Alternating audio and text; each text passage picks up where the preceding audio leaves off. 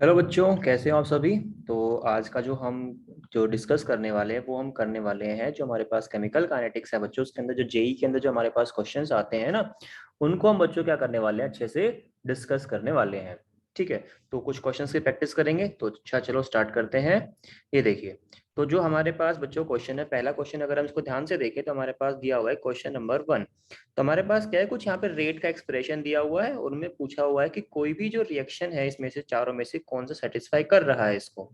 ठीक है बच्चों, देखो, तो हमें इतना पता है कि जो पॉजिटिव साइन होता है बच्चों वो होता है प्रोडक्ट के लिए, और जो नेगेटिव साइन यहाँ पर लगा होता है वो होता है रिएक्टेंट के लिए, क्योंकि रिएक्टेंट हमारा कम होता है, प्रोडक्ट हमारा बढ़ता है रिएक्शन प्रोसीड होने के साथ में। अब देखो, सी हमारा हो गया प्रोडक्ट। ये देखो, सी हमारा प्रोडक्ट कहाँ कहाँ पर है, इसमें भी है, इसमें भी है, इसमें भी है, इसमें भी है। तो जितनी भी चारों ऑप्शंस हैं, चारों ऑप्शन में हमारे पास सी प्रोडक्ट है। लेकिन यहाँ पर जो टू है इसको डिवाइड किया हुआ है, तो हम यहाँ पे इसको क्या करेंगे, ये स्टैचोमेट्रिक कोफिशिएंट हमारा होता है जिससे हम इसको डिवाइड करते हैं जब हम रेट का एक्सप्रेशन लिखते हैं। तो हमारे पास जो सी का है कोफिशिएंट कितना हो गया, 2। और देखो डी हमारा क्या हो गया, रिएक्टेंट, और यहाँ पे भी पॉजिटिव लगा हुआ है, तो ए हमारा क्या हो गया, प्रोडक्ट हो गया बच्चों। तो ये हमारे पास ए प्रोडक्ट है, यहाँ पे भी ए प्रोडक्ट है। और ए का कोफिशिएंट हमारे पास कितना है बच्चों, 4। तो ए का कोफिशिएंट कितना है बच्चों यहाँ पे, 4। तो हमारा आंसर क्या हो जाएगा बच्चों, यहाँ पे बी आंसर हमारा सही हो जाएगा। बच्चों समझ में आया, बोलो हाँ या ना। चलो आगे चलते हैं नेक्स्ट क्वेश्चन पे बच्चों। नेक्स्ट क्वेश्चन हमारे पास क्या कहता है, देखिए अभी नेक्स्ट क्वेश्चन हमारे पास है जो कि हमें कहता है, अमोनिया की रिएक्शन दी हुई है, N2 + 3H2 gives twice NH3।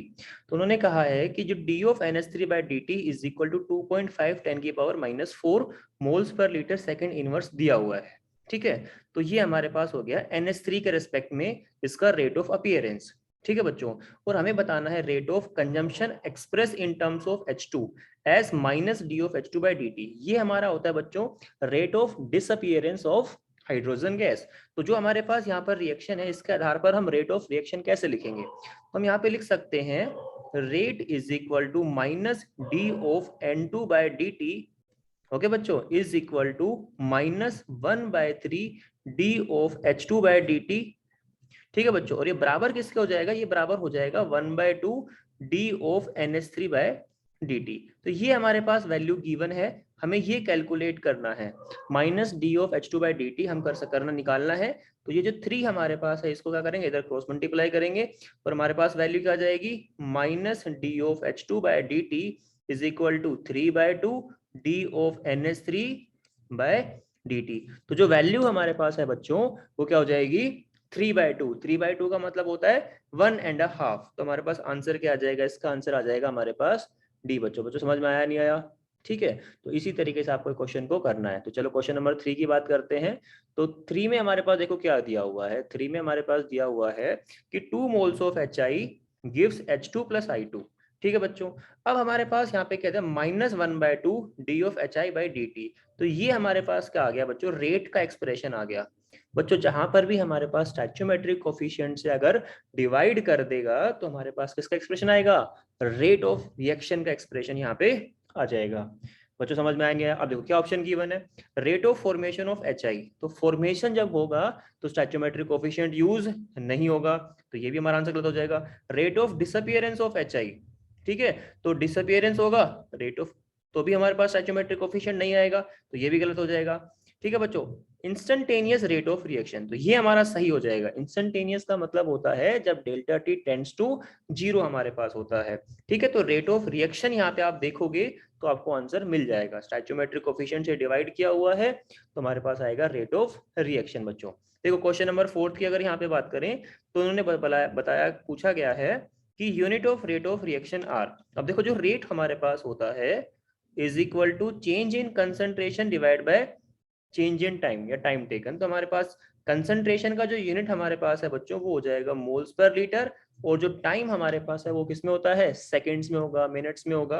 तो ऑप्शन में सेकंड में गिवन है तो ये ऊपर जाएगा तो सेकंड इनवर्स हो जाएगा। तो moles per litre second inverse, moles per litre second inverse. तो बच्चों इसका आंसर क्या हो जाएगा हमारे पास, इसका आंसर हो जाएगा हमारे पास बी, इसका आंसर हो जाएगा। चलो आगे चलते हैं क्वेश्चन नंबर 5 के ऊपर, देखो क्या दिया हुआ है। क्वेश्चन नंबर 5 की बात करते हैं, और हमारे पास है 2 moles of N2O2 gives 4 moles of NO2 + O2। ठीक है, इन the reaction NO2 is being formed at the rate of, ये देखो 0.0125 हमारे पास क्या देते हैं rate of formation. Rate of formation का मतलब होता है D of NO2 bye dt। तो ये हमारे पास दे दिया 0.0125। ठीक है बच्चों, moles per litre second inverse. The rate of reaction at this time, यहाँ पे पूछा है रेट ऑफ रिएक्शन बच्चों, तो बस क्या करना है, जब रेट ऑफ रिएक्शन की बात करेगा तो इसको हम क्या करेंगे, स्टोइचियोमेट्रिक कोफिशिएंट से बच्चों डिवाइड कर देंगे। तो ये वैल्यू गिवन है, तो जो वैल्यू हमारे पास है 0.0125 बच्चों, इसको डिवाइड किससे कर देंगे, इसको डिवाइड कर देंगे किससे, 4 से। और जब 4 से डिवाइड करोगे तो आंसर हमारे पास क्या आएगा 0.0031। ओके बच्चों, तो हमारे पास आंसर आ जाएगा ये, आप सोल्व करके देख लेना। चलो अब आगे मूव करते हैं नेक्स्ट क्वेश्चन के ऊपर। तो हमारे पास अगला क्वेश्चन हमारे पास क्या है बच्चों, क्वेश्चन नंबर 6 की बात करते हैं। देखो बहुत ही इजी क्वेश्चन है ये भी। देखो हमारे पास है for the reaction, reactant convert हो रहा है प्रोडक्ट के अंदर, the concentration of the reactant changes from 0.05 to 0.04।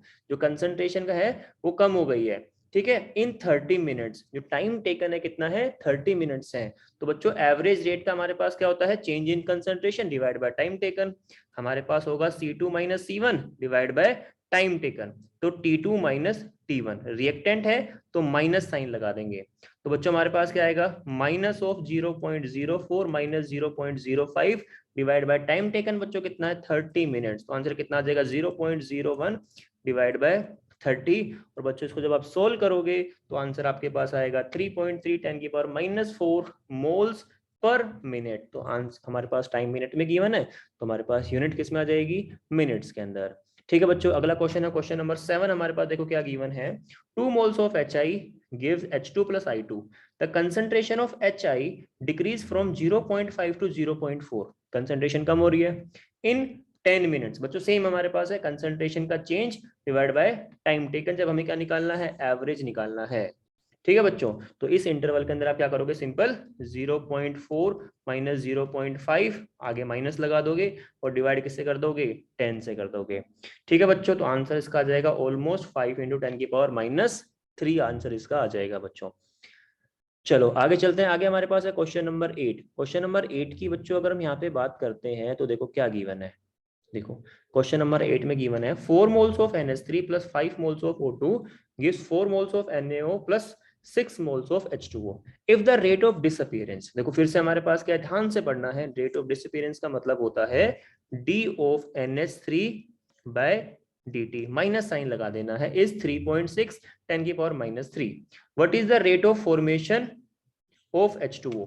ठीक है बच्चों, तो फॉर्मेशन का निकालना है H2O का। तो अगर हम यहाँ पे क्या कर लें, NH3 और H2O के रेस्पेक्ट में रेट ऑफ रिएक्शन अगर हम यहाँ पे लिख लेते हैं तो कैसे लिखेंगे, हमारे पास आ जाएगा -1/4 D of NH3 by dt is equal to 1/6 D of H2O by dt। तो हमें रेट ऑफ फॉर्मेशन बताना है, मतलब D of H2O by dt बताना है।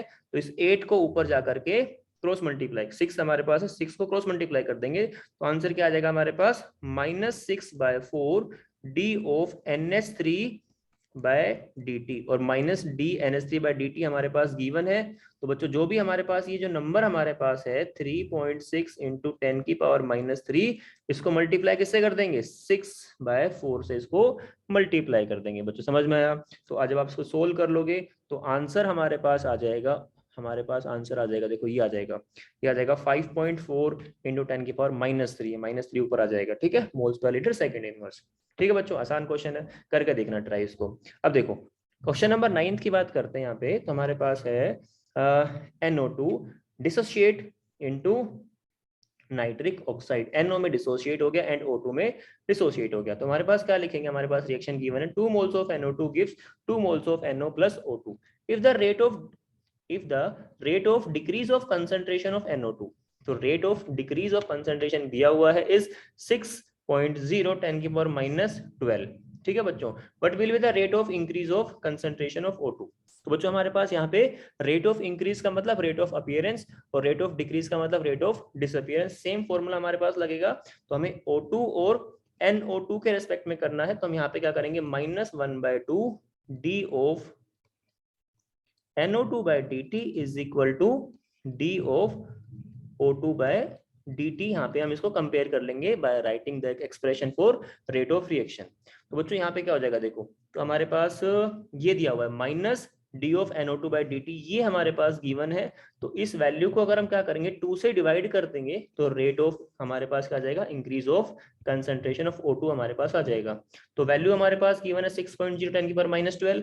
तो 6.0 इंटू 10 की पावर -12 को क्या करेंगे 2 से डिवाइड कर देंगे, तो 3 इंटू 10 की पावर -12 आंसर आ जाएगा बच्चों। आंसर हो जाएगा इसका ए हो जाएगा। ठीक है, चलो आगे चलते हैं। नेक्स्ट क्वेश्चन हमारे पास है क्वेश्चन नंबर 10th, जो पूछा गया है रेट लो के कॉन्सेप्ट पे। तो देखो हमारे पास है 2 moles of A plus B gives C plus D। तो ये हमारे पास रिएक्टेंट हो गया, ये हमारे पास प्रोडक्ट हो गया। The rate is given bye K into concentration of A into concentration B। ठीक है बच्चों, तो A के रेस्पेक्ट में ऑर्डर कितना है 1 और B के रेस्पेक्ट में ऑर्डर कितना है 1। तो हम क्या लिख सकते हैं यहाँ पे, rate is equal to K into concentration of A into concentration of B। ठीक है बच्चों, अब यहाँ पे क्या बोला गया है कि volume of the container containing the reaction mixture is suddenly reduced to 1/4। बच्चों इनका जो वॉल्यूम है वो क्या कर दिया, इनिशियल वॉल्यूम के 4 टाइम्स डिक्रीज कर दिया। ठीक है, तो 4 टाइम डिक्रीज कर दिया। अब देखो जो हमारे पास कंसंट्रेशन ऑफ ए है बच्चों, वो हमारे पास क्या आएगा, number of moles divide by volume. बच्चों हाँ है ना, कंसंट्रेशन क्या होगा, number of moles of A divide by volume. अब जो वॉल्यूम है वो डिक्रीज कर दिया 4 डिवाइड बाय 4 कर देंगे उसे, तो हमारे पास क्या आएगा Na डिवाइड बाय V, और डिवाइड किसे कर देंगे 4 से, तो ये ऊपर जाके मल्टीप्लाई हो जाएगा। दैट मीन्स जब आपका वॉल्यूम कम होगा तो कंसंट्रेशन क्या हो जाएगी, इंक्रीज हो जाएगी। तो जब आपने वॉल्यूम को 4 टाइम्स डिक्रीज किया, कंसंट्रेशन 4 टाइम्स इंक्रीज हो जाएगी। तो ए का कंसंट्रेशन भी 4 टाइम्स इंक्रीज होगा और बी का कंसंट्रेशन भी 4 टाइम्स इंक्रीज होगा। तो rate R dash is equal to K into 4 times concentration A into 4 times concentration B. तो 4 4 जा 16, so rate will become 16 times। ध्यान रखो बच्चों, concentration is equal to number of moles divided by volume। तो ये inversely proportional होते हैं। concentration को क्या करोगे आप, बढ़ाना है तो वॉल्यूम को कम कर दो। चलो आगे चलते हैं। नेक्स्ट क्वेश्चन हमारे पास है क्वेश्चन नंबर 11। देखो बच्चों क्वेश्चन नंबर 11 में हमारे पास है सिंपल सा क्वेश्चन है, डायरेक्ट क्वेश्चन हमारे पास। देखो सिंपल रिएक्शन आपके पास गिवन है, रेट भी गिवन है, ऑर्डर ऑफ द रिएक्शन बताना है। तो ऑर्डर ऑफ रिएक्शन हमारे पास क्या होगा, जितने भी हमारे पास रिएक्टेंट है रेट लो के अंदर सबकी पावर को ऐड कर देंगे। तो पावर हमारे पास हो गया 1/2 प्लस 1/3 प्लस 1। तो बच्चों इसको ऐड कर लो, सिंपल ऐड करना है और आंसर हमारे पास कितना आ जाएगा 11/6 इसका आंसर आ जाएगा। चलो बच्चों आगे देखो हमारे पास क्या है, आगे है हमारे पास क्वेश्चन नंबर 12। क्वेश्चन नंबर 12 में हमसे पूछा गया है, एक मिनट, देखो क्वेश्चन नंबर 12 में पूछा है हमारे पास रिएक्शन दे दिया, ठीक है, और रेट का एक्सप्रेशन दे दिया हमारे पास, d of x by d t is equal to के into concentration of acetone into concentration of H plus ion. तो हमसे पूछा है कि order with respect to iodine. तो बच्चों जो हमारे पास ये रेट लो हमारे पास गिवन है ना, इसके अंदर आयोडीन कहीं पर भी प्रेजेंट नहीं है, और आयोडीन यहाँ पर प्रेजेंट नहीं है। दैट मीन्स आयोडीन के रिस्पेक्ट में जो ऑर्डर है वो कितना है, 0 है। अब इसको आप लिख सकते हो dx by dt is equal to k into concentration of acetone into concentration of H plus into concentration of iodine I2, इसकी पावर क्या लगा दो 0। किसी की पावर 0 क्या होता है 1, तो यहाँ पे दिखेगा ही नहीं आपको। तो दैट मीन्स ऑर्डर हमारे विद रिस्पेक्ट टू आयोडीन हमारे पास कितना हो जाएगा बच्चों, 0 हो जाएगा। ठीक है, अब देखो क्वेश्चन नंबर 13 बच्चों हमारे पास गिवन है 2x plus y gives product is given by dy by dt is equal to k concentration of x की पावर 2। तो हमारे पास है जो order of reaction with respect to x कितना है 2 and with respect to y कितना है 1। कौन बता रहा है, रेट लो हमें बता रहा है। ठीक है, if x is present in large access, तो x हमारे पास है वो क्या, जो x हमारे पास है उसको हमने एक्सेस कर दिया, उसकी क्वांटिटी को हमने बहुत ही ज्यादा बढ़ा दिया। तो रेट लो के अंदर जो भी रिएक्टेंट हमारे पास एक्सेस में प्रेजेंट होता है, तो जो ऑर्डर है वो इंडिपेंडेंट हो जाएगा with respect to that reactant. तो जो रेट हमारे पास है वो सिर्फ डिपेंड किस पे करेगा, y के ऊपर डिपेंड करेगा, x के ऊपर डिपेंड नहीं करेगा, क्योंकि लार्ज एक्सेस में वो प्रेजेंट है। सो ऑर्डर ऑफ रिएक्शन हमारे पास क्या हो जाएगा, y की पावर कितनी है 1, तो ऑर्डर ऑफ रिएक्शन हमारे पास कितना हो जाएगा बच्चों, यहाँ पर 1 हो जाएगा। ध्यान रखना डायल जब हमारे पास एक्सेस हो जाएगा तो हमारा जो रेट है वो उसके इंडिपेंडेंट हो जाएगा। ठीक है बच्चों, अब देखो क्वेश्चन नंबर हमारे पास है 14। यहाँ पर हमारे पास है P जो हमारे पास है स्टैचोमेट्रिक कोफिशिएंट हमारे पास है A का, B स्टैचोमेट्रिक कोफिशिएंट है B का। ठीक है, the rate law expression is R is equal to K A की पावर M B की पावर N। ये हमारे पास हो गया order with respect to A and with respect to B respectively. तो जो हमारे पास बच्चों स्टेटमेंट ये आती है कि जो हमारा स्टैचोमेट्रिक कोफिशिएंट होता है वो हमारी पावर के बराबर हो भी सकता है और नहीं भी हो सकता। ठीक है बच्चों, तो यहाँ पे हमारे पास आएगा मे और मे नॉट बी इक्वल। तो बच्चों अगर हमारे पास है एलिमेंट्री रिएक्शन, अगर हमारे पास क्या है एलिमेंट्री रिएक्शन अगर हमारे पास प्रेजेंट है तो वो हमारा इक्वल हो जाएगा। लेकिन अगर हमारे पास अगर कॉम्प्लेक्स रिएक्शन प्रेजेंट है तो वहां पर वो इक्वल नहीं होगा, ये बात को आप ध्यान रखोगे। तो हमारे पास देखो अगला question number 15, the rate constant is of a reaction 2.5 10 की power -2 minute inverse, the order of the reaction is. तो आपको क्या दे रखा है, आपको सिर्फ k का वैल्यू गिवन है 2.5 10 की पावर -2 मिनट इनवर्स, आपको ऑर्डर बताना है बच्चों। देखो इसके लिए करने के लिए आपको क्या पता होना चाहिए, जो हमारे पास रेट कांस्टेंट होता है इसके यूनिट का जनरल फॉर्मूला आपको आना चाहिए। तो बच्चों इसकी यूनिट का जनरल फॉर्मूला हमारे पास होता है मोल्स पर लीटर की पावर 1 - n सेकेंड इनवर्स। तो यहाँ पर जो n हमारे पास है वो है ऑर्डर ऑफ रिएक्शन। तो बच्चों अगर यहाँ पे मैं n की वैल्यू 1 पुट कर दूंगा तो हमारे पास आएगा मोल्स पर लीटर पावर 1 - 1 कितना हो जाएगा 0, और यहाँ पे आ जाएगा -1, किसी की पावर 0 1, सिर्फ क्या बचेगा सेकंड इनवर्स। ठीक है बच्चों, तो यहाँ पे हमारे पास क्या है मिनट इनवर्स, दोनों यूनिट किसका है टाइम का। तो n का वैल्यू हमने कितना पुट किया यहाँ पे 1, that means order of reaction हमारे पास क्या हो गया 1 हो गया बच्चों। समझ में आई बात। तो इस तरीके से आपको क्या करना है, आपको जनरल एक्सप्रेशन आपको ध्यान रखना है, उसके हिसाब से आप क्या करोगे बाकी चीजों के भी आप आंसर यहाँ पर दे सकते हो। चलो आगे हमारे पास क्वेश्चन नंबर 16। बच्चों क्वेश्चन नंबर 16 में हमारे पास क्या गिवन है देखते हैं। चलो, in the reaction 2a + b gives product, order with respect to a was found to be 1। तो a के रेस्पेक्ट में हमारे पास ऑर्डर हो गया 1, तो लिख लेते हैं rate is equal to k into concentration a, इसकी पावर 1 हो जाएगी। With respect to b is 2, तो b के रेस्पेक्ट में हमारे पास ऑर्डर कितना हो गया 2 हो गया। ठीक है बच्चों, concentration of a is double and that of b is half. ठीक है बच्चों, the rate of reaction will be, तो हमने क्या किया कंसेंट्रेशन जो a है उसको हमने क्या कर दिया 2 टाइम्स कर दिया।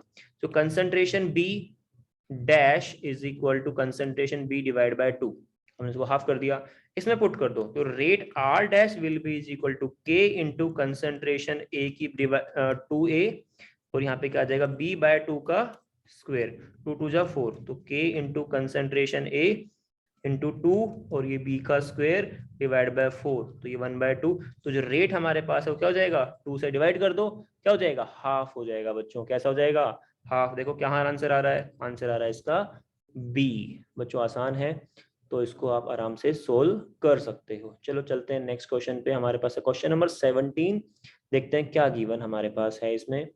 तो हमारे पास है a + b gives c + d, हमारे पास गिवन है doubling the concentration of a, concentration of both the reactant increase the rate by 8 times. जब आपने क्या किया देखो यहाँ पे आप लिख सकते हो rate is equal to k into concentration a की पावर अल्फा b की पावर बीटा। जब आपने दोनों को डबल कर दिया जो रेट है वो 8 टाइम्स इंक्रीज हो गया, that means 8R is equal to k into concentration 2a की पावर अल्फा 2b की पावर बीटा।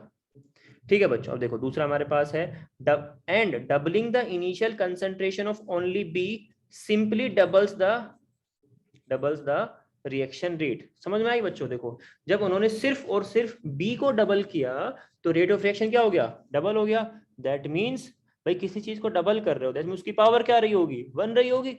तो हम यहाँ पे बोल सकते हैं, सिंपली यहाँ पे कैलकुलेट कर सकते हो, यहाँ पे फॉर्मूला में पुट कर सकते हो, लेकिन अब क्वेश्चन को जितना आसानी से सोल्व हो सके उतना आसानी से सोल्व करना चाहिए। तो यहाँ पे गिवन है कंसंट्रेशन ऑफ बी, जो अगर आपने डबल किया तो रेट ऑफ रिएक्शन डबल हो गया, that means order with respect to B हमारे पास क्या हो गया, 1 हो गया।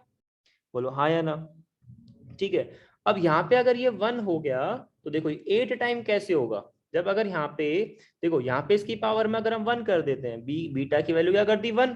अब देखो तो 8r इज इक्वल टू के इंटू 2 की power alpha into A into 2 into B.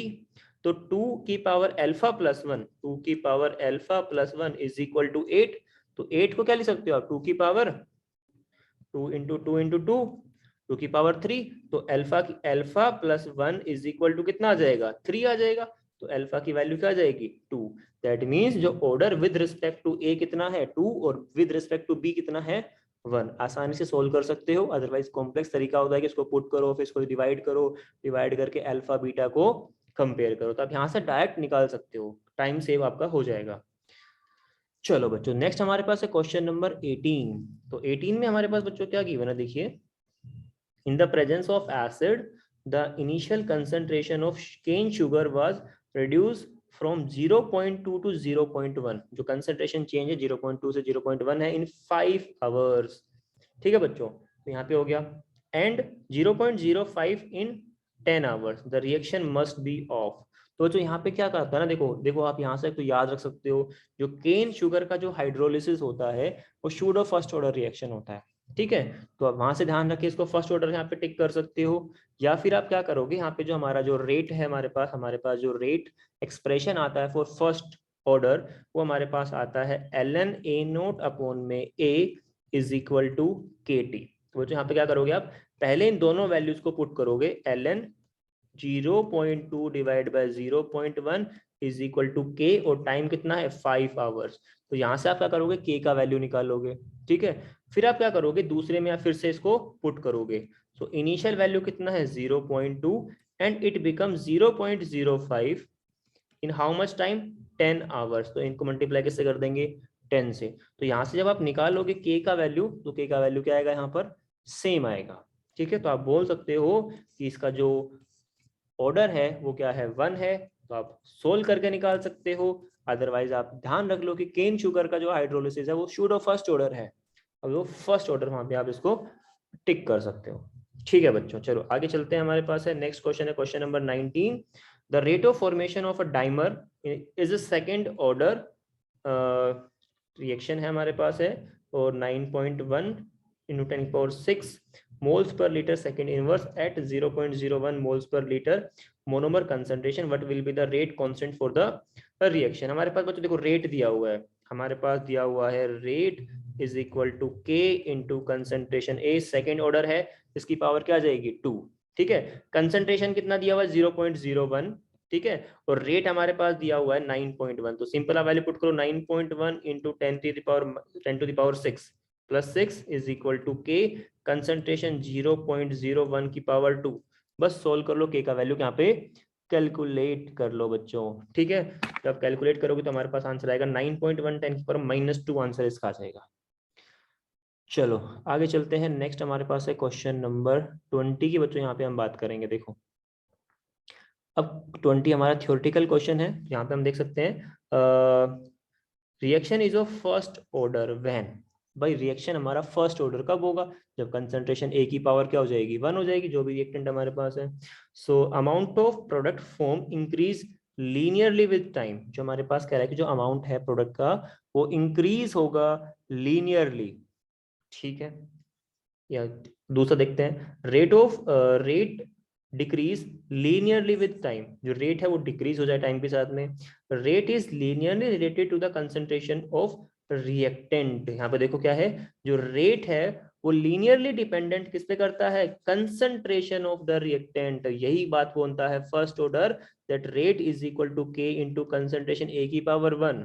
तो डायरेक्टली प्रोपोर्शनल है, जैसे ही हमारे पास कंसंट्रेशन इंक्रीज होगा रेट हमारा इंक्रीज होगा। तो हमारा आंसर क्या आएगा बच्चों, यहाँ पे आंसर आएगा सी।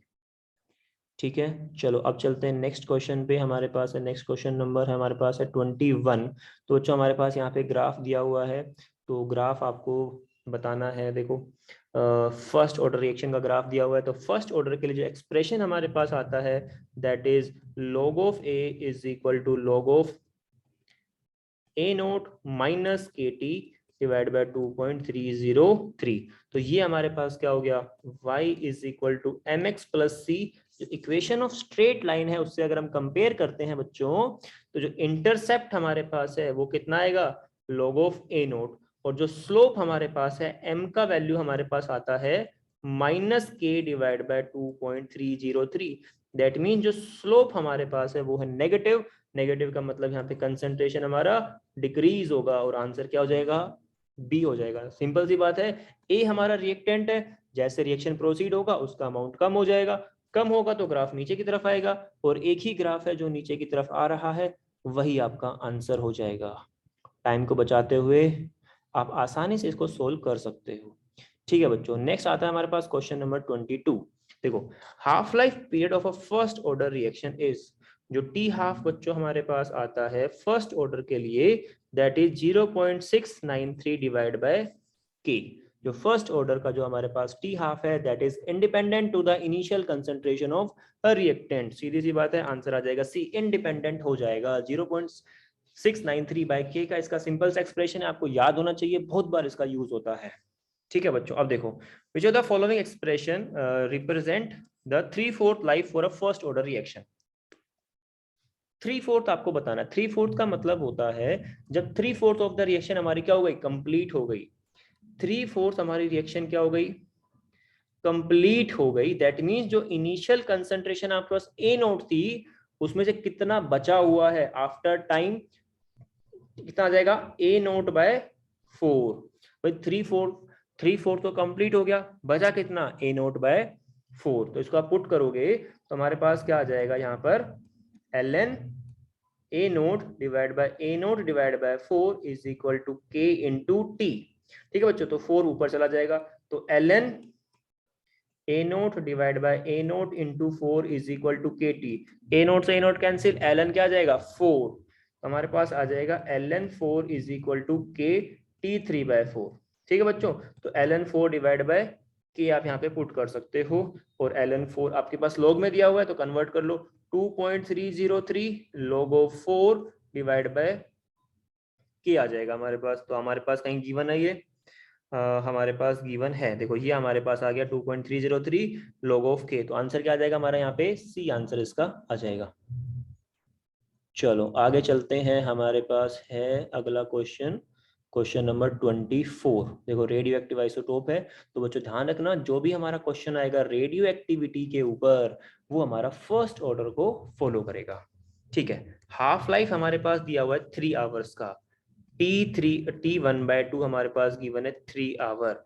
इसका मतलब है 0.693 divide by K is equal to 3। तो यहाँ से आप के का वैल्यू कैलकुलेट कर सकते हो 0.693/3। तो आपके पास के का वैल्यू आ चुका है। ठीक है, if the initial mass of the isotope is 300 gram, so a naught का वैल्यू कितना आ गया हमारे पास 300, the mass which remain undecayed after 18 hours.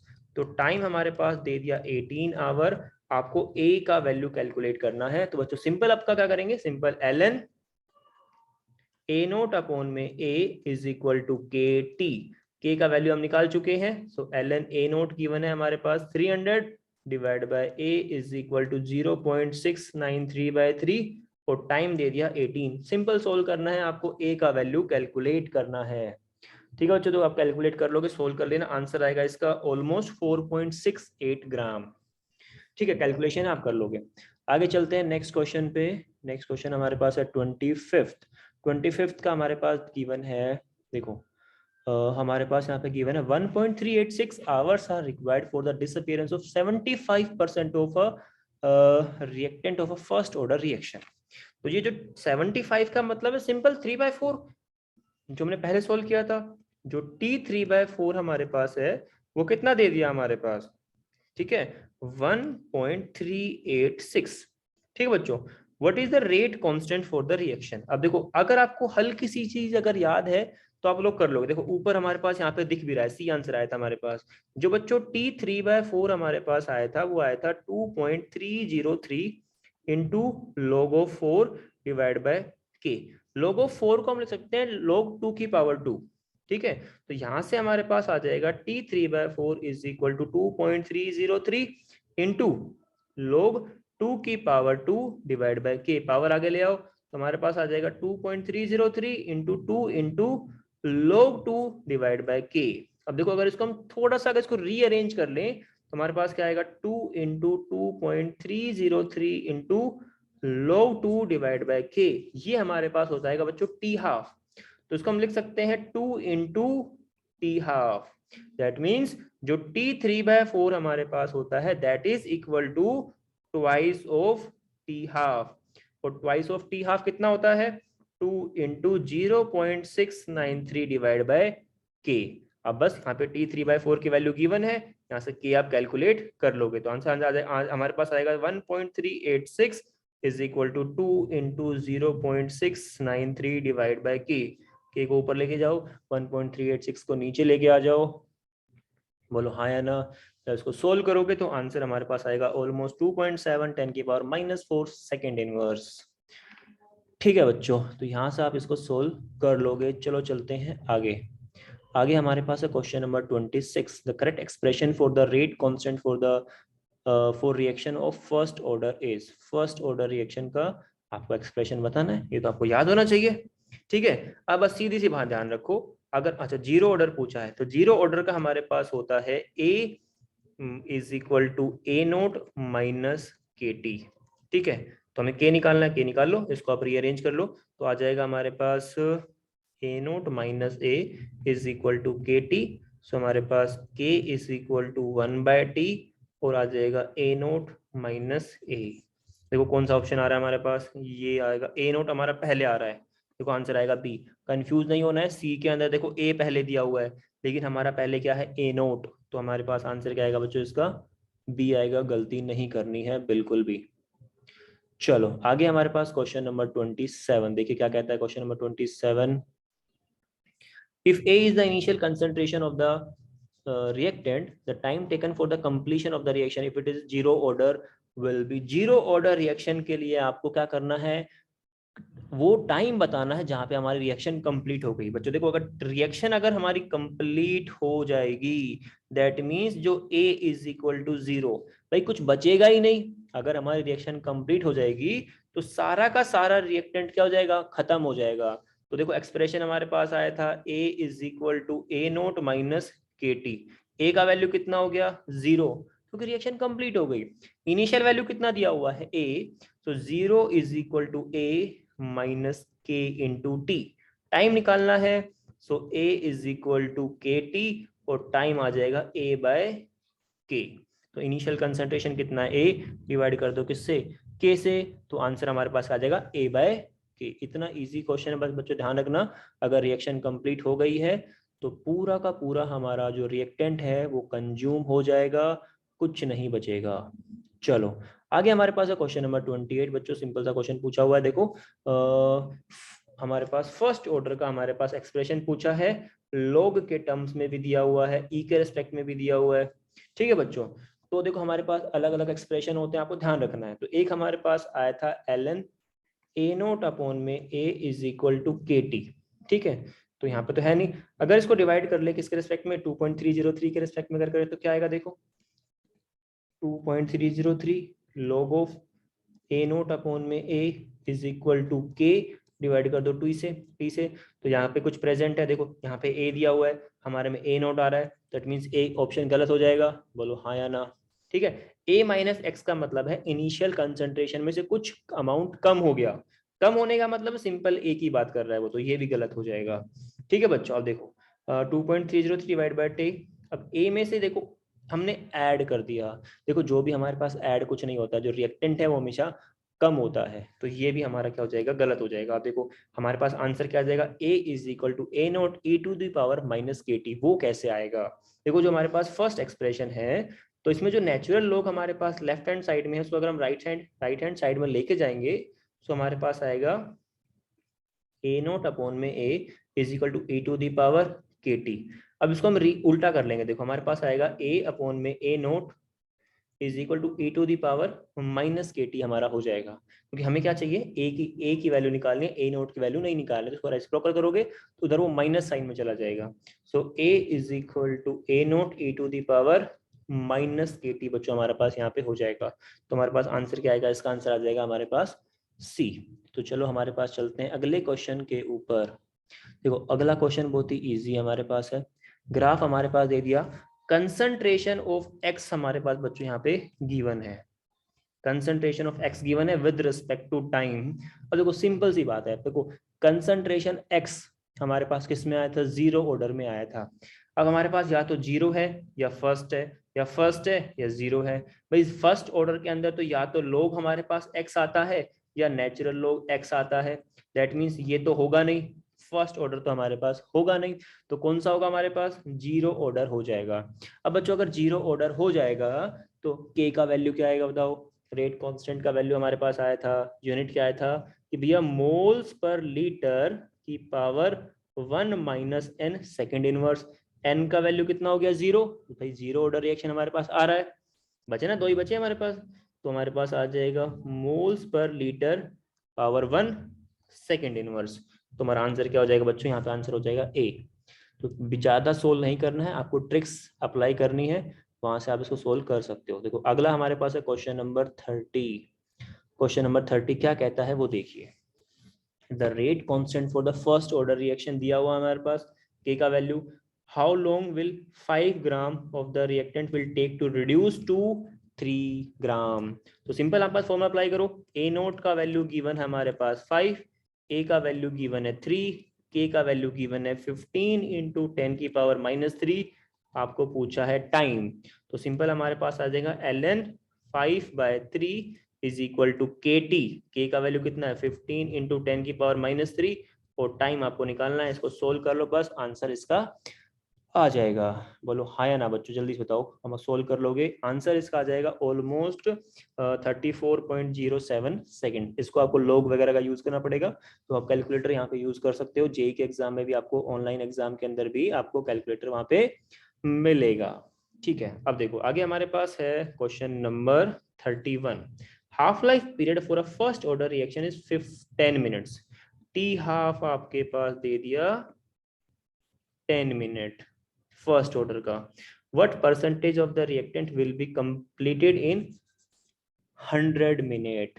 ठीक है बच्चों, तो कितना परसेंट हमारा वो 100 मिनट के बाद वो रिएक्शन कंप्लीट हो गया, परसेंटेज बताना है बस। ठीक है, तो देखो सीधी सी बात है, फर्स्ट ऑर्डर रिएक्शन है, टी हाफ गिवन है।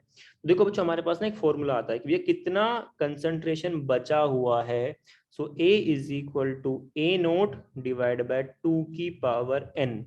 बच्चों 2 की पावर n हमारे पास यहाँ पे ऑर्डर नहीं है, पहली बात तो हमारे पास है नंबर ऑफ हाफ लाइफ। तो यहाँ पे हमारे पास होता है नंबर ऑफ हाफ लाइफ। अब देखो, अब भाई टी हाफ हमारे पास है 10 मिनट्स, और आपको पता ना 100 मिनट्स के बाद में, दैट मीन्स जो आपके पास टाइम है 100, एक टी हाफ का टाइम कितना है 10, तो नंबर ऑफ टी हाफ कितने हो जाएंगे हमारे पास यहाँ पे 10। बच्चों समझ में आई बात, तो जो टी हाफ हमारे पास कितने हो जाएंगे 10 हो जाएंगे। तो आप यहाँ से सिंपल ए निकाल सकते हो, a is equal to A naught upon में 2 की पावर 10, तो आपको ए आ जाएगा।